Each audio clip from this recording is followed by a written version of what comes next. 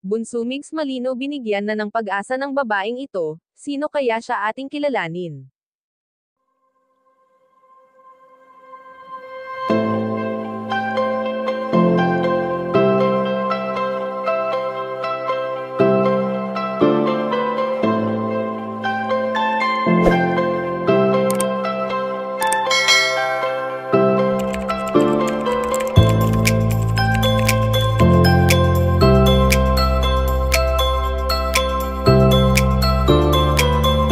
Marami pa ring taga-subaybay ang nai-inspired ngayon sa nag-iisang si Bunso Migs Malino, na kahit anong pagsubok pa man ang kaharapin nito ay kaya niyang lampasan.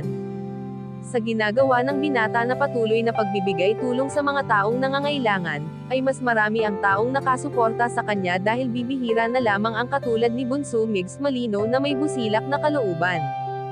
Bagamat noon pa man ay napatunayan na ng binata ang pagiging mabuting tao nito sa tulong ng kanyang minamahal na katambal na si Cutie Mahal na talagang tumutulong sa kanilang kapwa. Nakakalungkot mang isipin na ang dating masaya na nagsasama ay naging alaala na lamang sa nakalipas na taon at sa mga susunod pa, dahil ang namayapang komedyante ay hindi na babalik pa kay Bunso Migs Malino.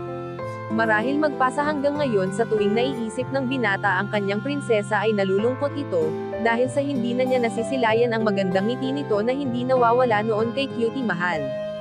Subalit sa ngayon ay aming napag-alaman na muling binigyan ng pag-asa ni Nanay Belen ang kanyang anak, na sa buhay natin ay sadyang may nawawala at may bumabalik, masakit para kay Nanay Belen na nakikita ang kanyang anak na hindi masaya. Kaya naman pinapalakas na lamang nila ang loob ni Bunso Migs Malino, at sinusuportahan nila ang lahat ng nais nito. Kayo mga kachika, anong masasabi nyo dito? Please leave the comment and don't forget to subscribe.